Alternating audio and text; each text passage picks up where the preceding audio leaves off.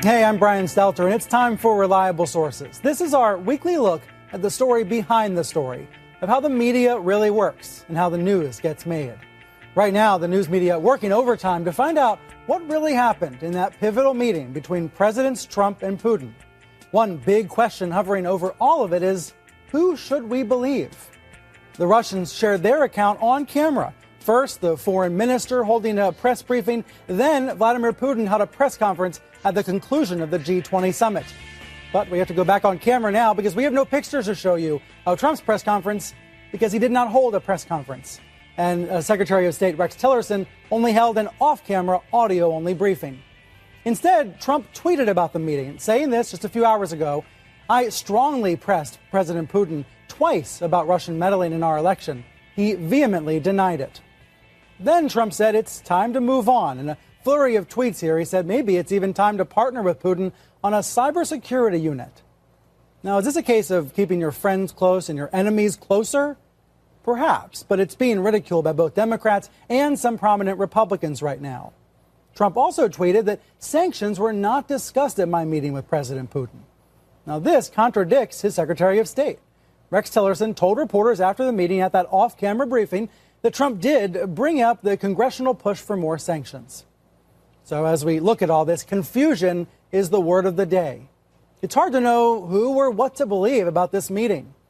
And you have to wonder if anyone here has credibility on the matter.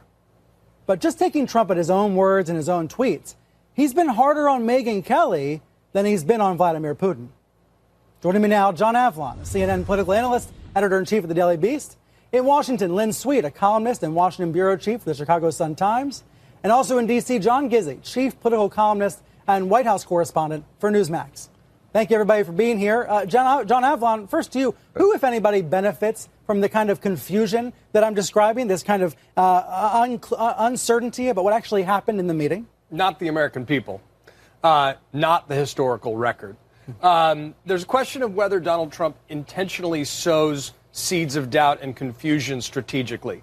I think that overstates the level of orchestration here. What's clear is that when Vladimir Putin and Erdogan and other folks who are authoritarian-leaning folks who have a terrible record on freedom of the press are make themselves available for questions, and the American president does not. That is not designed to create, that will not create confidence in the American president. And it's tragic when we can't know who's telling the truth, the Russians or our own president. But the president has himself to blame. When he says in the morning of the meeting that everyone at the G20 is talking about John Podesta, by everybody he means himself. That sows the seeds of his own credibility gap. And Lynn Sweet, someone covering the White House every day there, is this an example, just another example that we add to the list of credibility issues for the White House? That this one just happens to be an overseas G20 example? Well, yes, it is, Brian, because in this case, it's not only confusion between what two heads of state said at a meeting. Okay, we've had that before. What's remarkable here is the confusion between the Secretary of State, Rex Tillerson, and the President of the United States. That's when we talk about not normalizing relations, that we don't want to normalize this when we report and cover the Trump presidency. This is something that has to be reported out, that the two people on our side of the United States can't even agree on what happened. And that is profound, not only, as John said, for history, but just in doing the very simple day-to-day reporting of what happened. Should we take Gary Cohn, Steve Mnuchin, Reince Priebus, others at their word? They weren't in the room, but they have defended the president, saying he was very strong, he was tough on this matter. As a reporter covering this, Lynn, do you take them at their word? Well, you never take anyone at their word unless you have something to back it up. There's no notes, there is no detailed readout, and moreover, and this is what I hope our viewers understand who are very skeptical about what reporters do. A press conference helps you sort this out, helps you ask questions. And for people who are concerned about the filter of a professional reporter, I would think these are the people who should be joining us in calls for more press conferences, because then they have the raw material to see for themselves. Make your own assessment. Let people ask questions and follow-up questions to try and get more information out of what happened to a meeting. And this one episode, Brian, shows how hard it is to get the story straight when people who were there can't even have agreement in their versions of what happened. Newsmax's John Gizzi, you're a daily presence in the briefing room at the White House. Why do you think the president didn't hold a press conference? This is the first time since 2004 at the end of the G20 that an American president didn't hold a press conference. Well, as the person who raised the issue at the White House of why no press conferences have been held since the genesis of his presidency when he introduced the Secretary of Labor and had... Oh, right, back in February, yeah. Right. And that was the first, the last, and the everything of the Trump press conferences.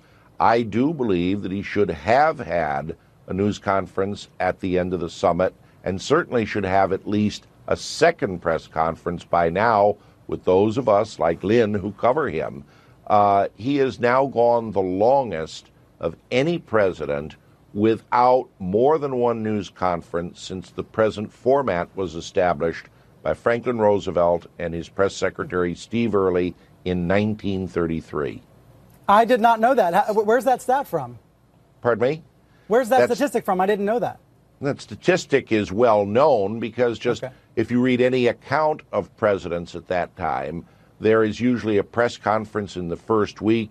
John Kennedy 5 days after taking office, Barack Obama, when Lynn questioned him, a week, and then there has usually been one a month later.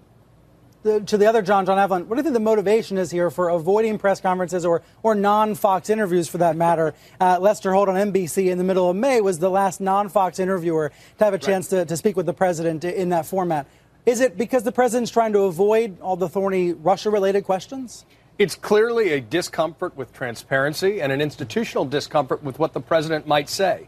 In that one interview with Lester Holt, he compounded all his own problems by undercutting his own administration's argument that he had trotted out surrogates, including the vice president, to parrot, that the investigation had nothing to do with Comey and the Russia investigation, the firing of James Comey. So I think there's a question that the president is himself as an erratic messenger that makes the staff nervous because he could undercut the positions. And the president doesn't want the kind of typical transparency and grilling that comes in a society with a free press. That's the bigger picture. That's the even more troubling. Now, that's an issue for the president and his credibility. But I wonder about the media's credibility as well. Back to the other John Gizzi, the White House, some White House aides have been promoting a picture that shows all of CNN's banners on the bottom of the screen before the Trump-Putin meeting. Sources had indicated that Trump was not planning or not expected to bring up Russian meddling. Both sides say he did bring up Russian meddling. Now, this could be another case of sources not having accurate information, but the White House perhaps delighting in the reporting that happened before the meeting.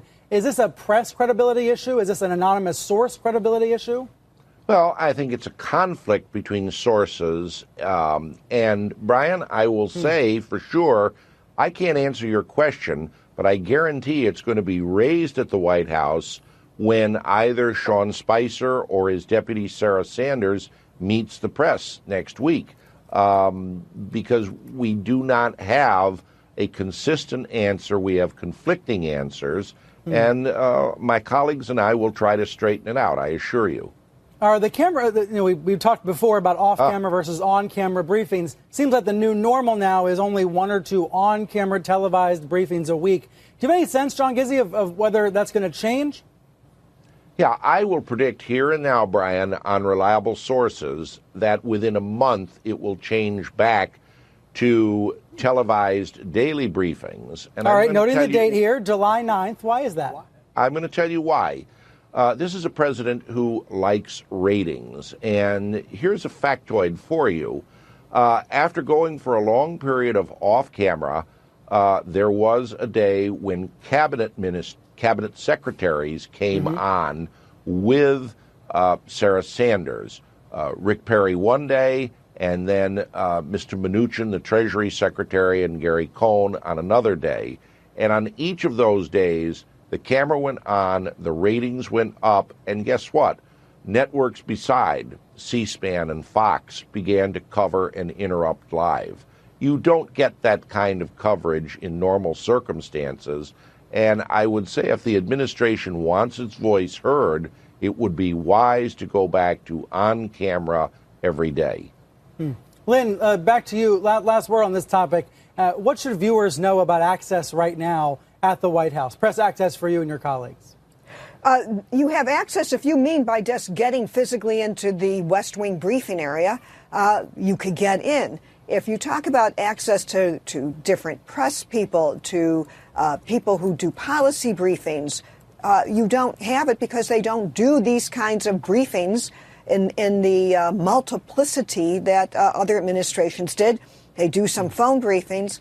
So if you talk about access, meaning that you can get in to see people easier, faster, sooner, you don't have that now. We still have the access of seeing the people who work in the press apparatus and what we call lower and upper press. That's Sean and Sarah and some other people who are part of the press workings of the West Wing. So you physically have that, but if that doesn't translate to getting information, and that, I think, Brian, is the important point, it's not just physical access, it's whether it's by phone or whatever, a meeting outside of the White House, you want to get people who could give you credible information. That's what you need more of out of the Trump White House.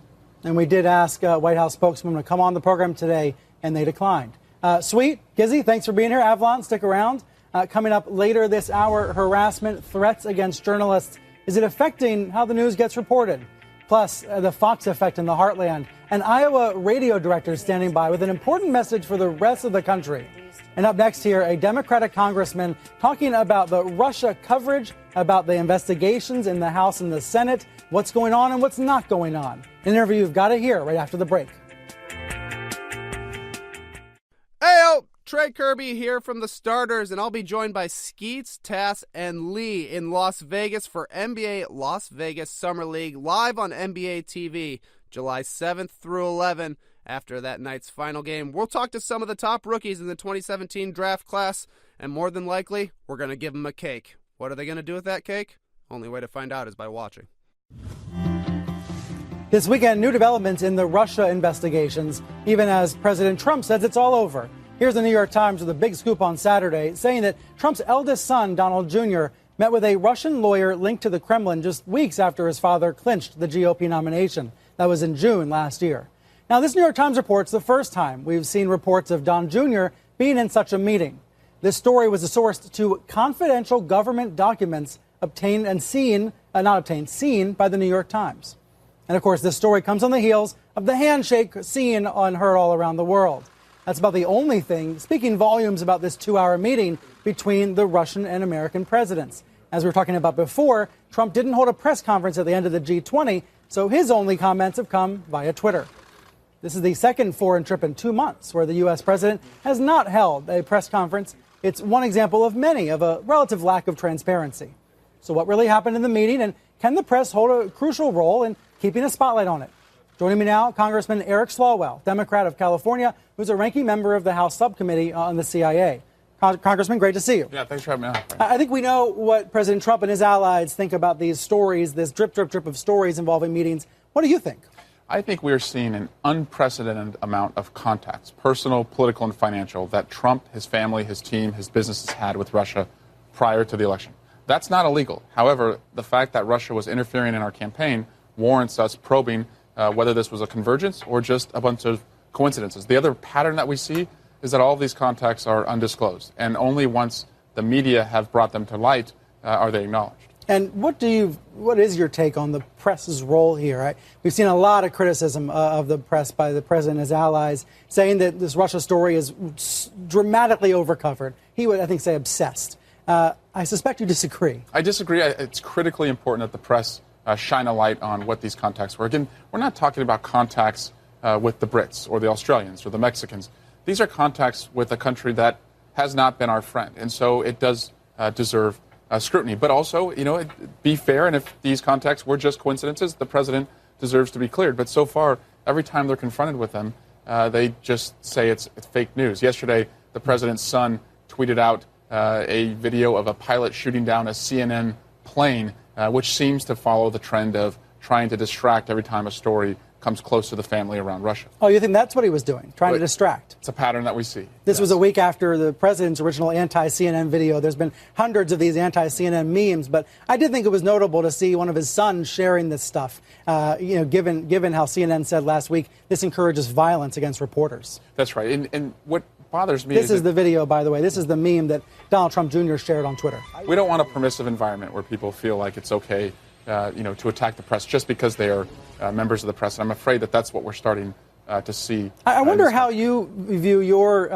your role vis-a-vis the press. I see you on CNN a lot, on other networks. Are you sort of taking advantage of the media's interest in these topics as a member of the minority party to try to keep attention on these issues? I really feel a responsibility after the November election and Russia's interference campaign that if we don't talk about what Russia did and make sure that the American people understand that they will do this again, that the story will essentially not be as important, because this is about our democracy. And, we have to secure the ballot box the next election. And so I think it's really important that the American people have awareness of what Russia did and other countries may do, but that lawmakers, we understand the seriousness of giving states and counties resources to protect the ballot box as well. But this is so polarized now. How do you try to personally persuade somebody who thinks this is all ginned up by the press or by Democrats to try to take down their president? I hate that it's polarized, and I understand that there's concerns about the collusion investigation and are these just attacks on the president? Look, let Bob Mueller conduct his investigation. Regardless of what happens there, we know, though, that Russia will go after us again. And so I hope Republicans understand that they could be the victims next time, whether it's Russia or another country, but the unifying factor should be that we care about securing the ballot box. And what about all of the leaks? Some Republican senators released a report this week finding one leak per day involving national security. Of course, these leaks benefit the New York Times and CNN and other outlets. I would argue many of these leaks benefit the American people. But there's a lot of pressure for leak investigations. Are you concerned that some of these leaks have hurt national security? Well, some of the leaks have also been coming out of the White House. We just saw a leak that I think was intentional, where the White House suggested that they may use its ability to approve the Time Warner AT&T merger as a way to threaten the media. So we've seen the White House conduct leaks too. Sure, there are different kinds of leaks. You bring up the AT&T Time Warner ones. Let me ask you about that. This was a New York Times story I think you're referring to that said Trump aides have talked about using the deal as leverage over CNN. For viewers who don't understand, Time Warner owns CNN. It's being bought by AT&T. And this is a deal that's being reviewed by the Justice Department right now. So the Times story said Trump aides have thought about using it as leverage against CNN, I suppose, in order to get CNN to try not to be so skeptical of the administration. What was your reaction to the Times story? That's not how America works. You don't get to threaten the press or bully the press by using your power in office to affect what they do on the business side. But this sounds like you do believe the report. Well, I believe that it was put out there not necessarily because the White House is going to have the antitrust division at the Department of Justice not allow it to go through, but I think just to have a chilling effect. This is the same thing that the president did when he sent out those tweets about James Comey, saying he better hope there are not tapes. I think the intent there was to make James Comey think twice about whether he wanted to come forward, not knowing whether there were tapes. So we've seen this before from the White House. Let me put on screen a Huffington Post headline about this. There's been some follow-up coverage this week after the New York Times story. Michael Calderon at the Huffington Post writing this: Trump might try to threaten AT&T Time Warner deal over CNN's coverage of him. So you're saying chilling effect is what you perceive here? I think the intent is to make the media think twice, that the White House may try and use its power over the business side of media or just the access that it gives to media if they don't get coverage that they like. And again, that's not America. That has taken us to a place we've never been, and I hope we don't go too far down that path. One of your colleagues on the Senate side, Amy Klobuchar, released a letter. We can put it on screen, I think. This is a letter to Jeff Sessions, the Justice Department chief, asking questions about the review of the AT&T Time Warner merger. Do you have any plans, as someone on the Judiciary Committee of the House, to pursue this matter? Yeah, when I go back, I'm going to ask my colleagues if we can find out who at the White House was putting that out there. There are fair questions about whether this merger helps consumers or hurts consumers, and those should be tested. But now there are fair questions about whether the White House is trying to use this merger to quiet and suppress the press. Congressman, thanks for being here. Yeah, thank you. Good to see you. Yeah, you too. After the break here, another attempt, it seems, to suppress the press. We've seen a rise in threats, internet threats against journalists, not just at CNN, but at many other outlets. And there was that body slamming you might remember in Montana just a few weeks ago. The reporter who was body slammed, Ben Jacobs, is standing by right after the break. Mondays on TNT. Enter the provocative world of a young William Shakespeare in TNT's new drama series, Will. We are at war, and our only weapons are words. told with a revolutionary visual style and modern soundtrack. The series celebrates all the love, lust, history, and brilliance of William Shakespeare. TNT's new series Will airs Mondays at 9, starting July 10th on TNT and on the TNT app. Harassment. Reporters usually experience some form of it at some point in their careers, whether it's at a crowded gaggle or an off-color comment during an interview. But we're seeing more and more online threats against reporters, as well as issues in real life, physical threats, like what we saw in Montana recently when the Guardian's Ben Jacobs was body slammed by a Republican congressional candidate. That candidate won the election the next day, as you probably remember, and is now in the House. Talking now about online and both virtual and physical world threats, I have a panel to talk through all this. John Avlon's back with me, CNN political analyst and editor-in-chief of the Daily Beast. Kirsten Powers, USA Today columnist and CNN political analyst. And Ben Jacobs, as I just mentioned, political reporter for The Guardian. Thank you all for being here. Good morning. I want to make sure we separate the two different kinds of issues that are on the table here. Ben, what happened to you is something that happened, in real life. I think we all recall that incident. Greg Gianforte then apologized to you for it, and now you're trying to get an interview with him, right? What's the status of that? I'm still talking to his office. He's new in Congress, so that there's some time setting up. But this is something that was a pledge he made to me in the courtroom in Montana. So I'm fully confident we'll work out the logistics soon. And your glasses that were broken during this incident are now in the museum. What do you think is the broader lesson about what happened to you, about this kind of physical incident? Well, I think the broader lesson is not just about what happened to me. It's about what's happening to journalists all over the country right now. That there's a growing atmosphere of hate and disdain towards journalists, and that my situation is certainly an aberration. But when you think about the threats that journalists are facing every day just for doing their jobs in the United States of America, that's what raises the real concern. Politicians, other public officials are also experiencing threats. I don't want to minimize that. But since we're on a program about media, talking specifically about a journalist experiencing harassment and threats, Kirsten, did you agree that there's a growing amount of this, that there's more and more hate than there used to be? There's no question. Certainly, there's been a noticeable uptick in the kinds of harassment or attacks online. Now, I'd say since Donald Trump basically came on the scene, it's gotten worse since he's been president. And I think in particular for anybody who works at an outlet that has been in his crosshairs has experienced it more. I mean, there's just no comparison. I've never had anybody threaten to or actually post my address, for example, until now. And I've been doing this for quite some time. I've gotten a lot of hate mail. I've had a lot of people upset with a lot of things that I've said, but I've never had people saying, I'm gonna find out your parents' address. I'm gonna harass your family. The kinds of things that are happening to other reporters. So, something is definitely very different. And I've sensed it here personally at CNN as well, partly because of attacks from the president and his allies. Exactly. We saw this time last week, that anti-CNN video the president posted.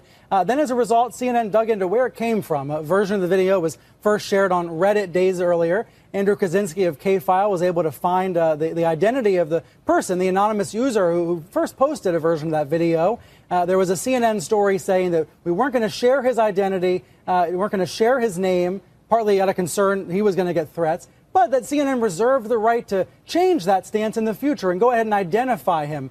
Kirsten, you said you disagreed with that decision at first. You thought he should be outed. Why?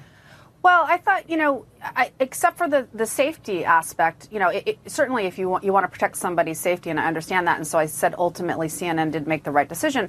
But my initial reaction is why are people who are posting racist things online, in particular, this person had, did a roundup of all the Jewish reporters at CNN and, put Stars of David next to them and, complained about too many Jews in the media. Why does that person have some right to stay anonymous? I mean, it's not, I'm not anonymous. None of those Jewish reporters are anonymous. And none of the other people that they're attacking online are anonymous. And so I don't understand why that person has a so-called right to stay anonymous to do this. And, what a lot of people were saying is like, well, you have to stay anonymous to express political views. That's not a political view. Any more that the KKK was expressing political views and needed to stay anonymous so that they could do it, right? I mean, it's like the reason they're anonymous is they know they're doing something wrong. And I do think that if they were fearful that they were going to be outed, I think we would see a serious decline in this kind of behavior. And they're also scaring a lot of people off of Twitter, off of expressing opinions that are controversial because they don't want to be harassed or targeted. That awkward sentence saying that CNN might in the future reserve the right to reveal the identity, it caused the hashtag CNN blackmail to start trending. John Avlon, the Daily Beast, you had a reporter write about this issue and about what we saw the alt-right sort of do to criticize CNN for it. What was your assessment of this? Look, I think what's troubling and fascinating is the way that what Kristen just explained, which is a inflicit language added by an editor at the request of legal, all of a sudden got made and turned into a fictitious vision of playing the victim. That is amplified. Right. Moral justification, saying that it was a 15-year-old boy. Right, that this anonymous user was a teenager when it was actually a middle-aged man. Not, in fact, very important that fundamental lie became part of the narrative that created an aura of moral justification for a social media mob frenzy that was amplified probably artificially, in part by bots, but it's part of a larger pattern, which is trying to actually say that we're the real victims, we're going to swarm via social media, at the very least, with real threats to try to create an aura of confusion. And it has to be predicated on a fundamental lie to distract from the original issue, which is the President of the United States tweeting out a meme that shows violence against a news outlet. Then we'll do that, and we'll try to play the victim and get the upper hand, and we'll use social media swarm tactics to do it. That's something new, it's something dangerous, but it's something that we need to be very firm about not getting distracted by, because the whole purpose is to distract us from the real issue. Kirsten, I hear you agreeing? Yeah, I mean, I think that what's important about this is that they also have cast it as their free speech being infringed upon, and that's not actually accurate. My free speech is not infringed upon necessarily because I get criticized for something. So if you are posting racist content and somebody finds out who you are and you suffer social sanction for that's not an infringement on your free speech. You were free to say whatever you wanted, and you were held accountable for it. We're all held accountable for everything that we say because we're not anonymous, right? So what happens is, the irony is that they are actually chilling free speech, because a lot of people wouldn't write the column that I wrote because they don't want their address posted. They don't want their parents' address posted. They are trying to silence people and trying to keep people from saying things through the threat of actual violence. Ben Jacobs, do you see a connection between the virtual world, threats and harassment, and kind of all the hate that's online directed at media companies, and what happens in physical spaces, whether it's on Capitol Hill or when you're covering a Montana election? Yeah, I certainly, parts of my situations were anomalous, but having been to 18 months worth of Trump rallies and having seen how this bleeds in, that you're seeing it bleed in together. And this is, to be clear, this is a very small group of folks. This is not, as John pointed out, this is amplified by bots. This is a small group of people who are, just very dedicated for whatever reason to pursuing journalists. But that there is that bleeding over, and that it creates something where it's becoming real issues, and we're getting closer and closer to where that line is actually crossed between publishing addresses and showing up, as we've seen with the pizza parlor in D.C. earlier this year. Right. John? No, and look, a lot of this violent imagery that's being sent out is also being sent out by members of the president's family, if not staff. And that complicates and I think raises the stakes significantly. And the larger game is... But John, they say it's just a joke. They're just joking. Yeah, the problem is when you have the responsibility of presidency, your ability to tweet out jokes about physically harming the free press is curtailed by common decency, if not common sense. John, and this is the larger problem. You've got folks, free speech is predicated upon the idea of owning your speech. When it's hidden, that is a complicating factor. When those things are intentionally amplified by positions of power, that's a major complicating factor that we need to confront. And the overall game that we really need to deal with is that it's designed to make civic debate indecent so that good people retreat because they don't see it as worthwhile. That's a real challenge that we need to confront in the press and as citizens. John, Kirsten, Ben, thank you all very much. Thank you. Thank you. Thank you. Up here after the break, a local news leader with a powerful message for the so-called resistance to Donald Trump. Hi, everyone. This is Michaela Pereira. I am hosting a brand new podcast called CNN's The Rewind 90s Edition. It starts on July 6th, and together we'll journey back to the era of VHS movie nights to discover how the 90s still leaves its mark on us today. Find out more at cnn.com/the90s. Welcome back to Reliable Sources. I'm Brian Stelter. Robert Leonard is sort of a Trumpland translator. He's the news director for 2 local radio stations in Iowa, and he occasionally writes op-eds for the New York Times. This week, he had a message for members of the so-called resistance to Trump. He said, want to get rid of Trump? Only Fox News can do it. Only Fox News, he says. He's trying to remind the rest of the country about the powerful hold Fox has on its fans. Robert joins me now from Des Moines, Iowa. Great to see you. Thanks for having me on, Brian. First of all, your headline's about getting rid of Trump. Are you trying to get rid of Trump? Well, no, actually, this was just sort of a thought exercise, and I certainly am not trying to provide advice to the Republican Party. But in conversations over email with John Guida, my editor at the New York Times, it was sort of like he asked me what would Trump have to do to make people turn away, rural voters turn away from Trump. And it got me to thinking that, but actually I didn't have to think very long. It would take Fox News to take something that Trump has done and make it significant, and then also for Republicans to recognize that nothing that Trump has done really couldn't have been done by President Pence without all the drama. And so it was those two things. You're saying that a lot of Democrats think Trump has already abused his power in ways that are impeachable. We've heard Democratic leaders try to downplay that impeachment talk. What you're saying is if Sean Hannity started talking about these perceived abuses of power, then you think you'd see a change in your community. Maybe. I think so, and I certainly don't want to speak for all Republicans, but Fox News is a very powerful force here, and it's something that a lot of conservatives trust. And their entire, well, not their entire, but a lot of their news is interpreted through it. And it's as much by what Fox News doesn't cover as what it does cover. I noticed a Politico piece a few months back about Fox and Friends, the network's morning show. Joanna Weiss wrote about the psychological power of Fox and Friends. She said it's all about the power of positive thinking, pro-Trump messages. Let me show you a few. This is Monday through Friday of Fox and Friends.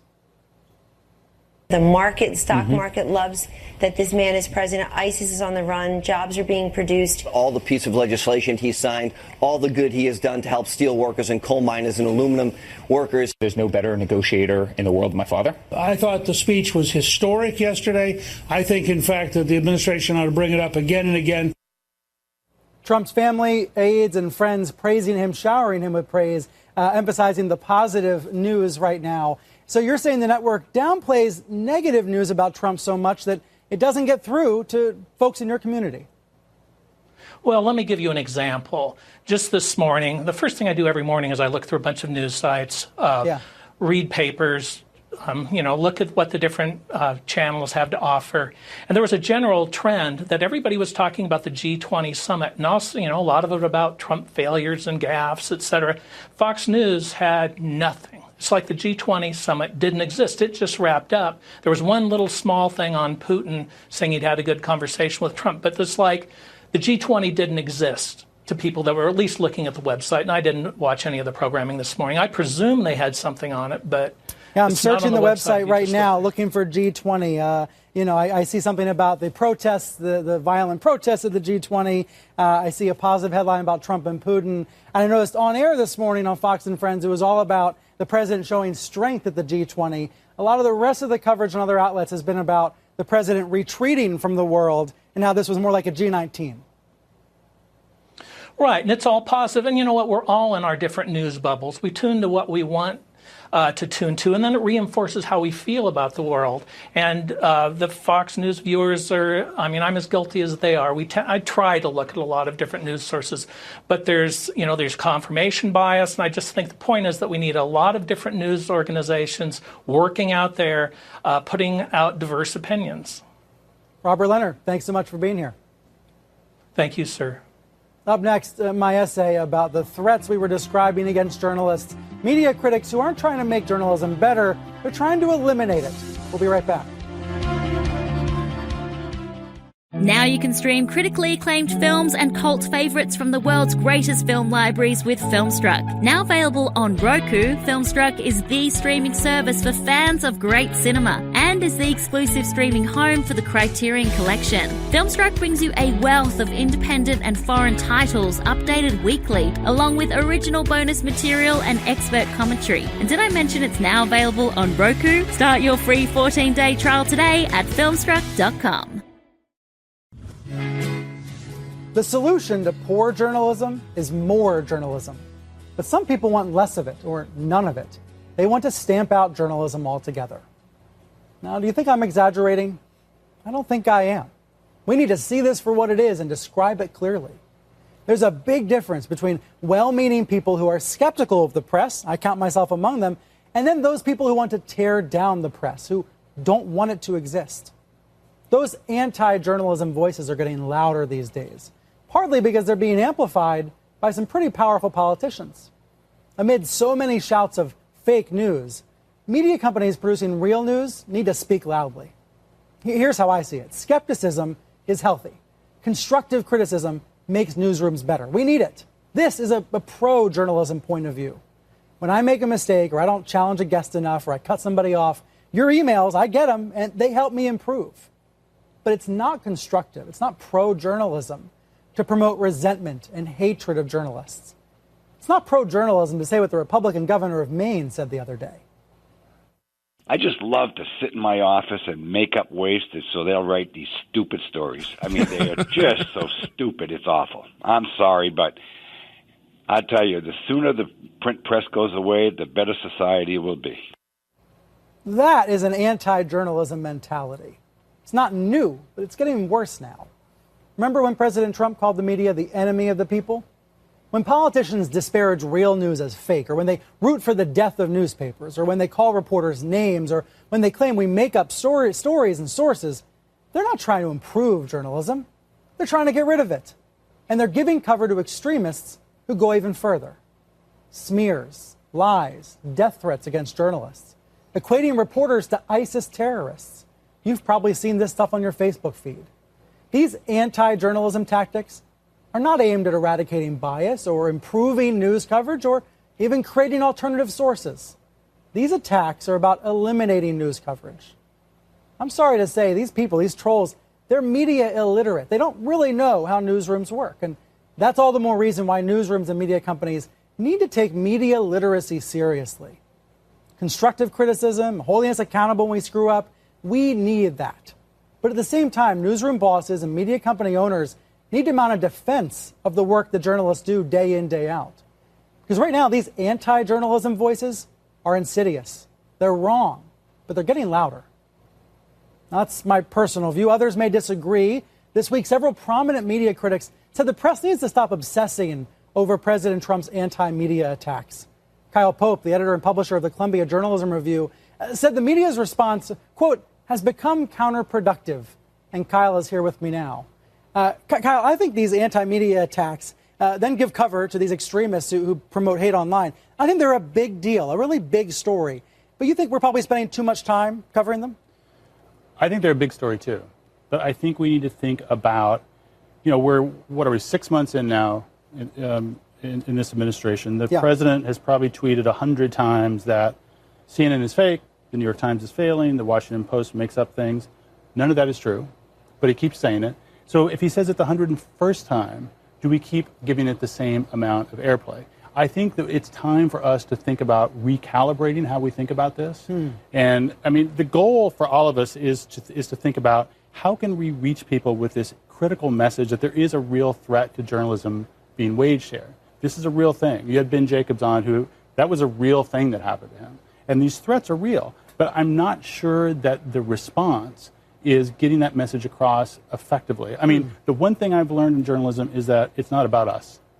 It's very rarely about us. It's about something else. In this case, I think it's about President Trump. And what is his mindset? What is his mentality? What is the mentality of the people around him when it comes to the First Amendment and protecting the freedom of the press? And we have to ask ourselves, as you point out, I mean, there needs to be some skepticism applied to this. And we need to think about, are we doing what is most effective in terms of conveying this very important message? And there have been cases, I think, when we haven't. When journalists try to calculate like this, though, you wrote at CJR, the president's fully aware that this war against the press is one of the few things that is working for him. But if journalists take that to be true and then avoid it, isn't this a darned if you do, darned if you don't situation? You shouldn't be making coverage decisions based on what benefits the president or not? I think that's true, but I do think that we have to question what is the value. I mean, he's saying the same things over and over again, right? There's not a lot of new messages. There's new approaches, there's new videos, there's new outrages, but the message itself isn't the same. It is the same. Okay. So I think it's time for us to sort of just take a step back and think, how do we cover this in an effective way? How do we cover the big issues here, which are, what is the value of a press and a democracy? What are we telling people that they need to know? And what I fear and what I think is happening is that the way we're covering it and the volume in which we cover it is turning people off, and they're not hearing that message. That is something that we all need to be worried about. Biggest story you think's been undercovered as a result of this? Sorry? What's the biggest story you think has been undercovered when we focus a lot on the president's tweets about the media? Everything is being undercovered. I mean, come on.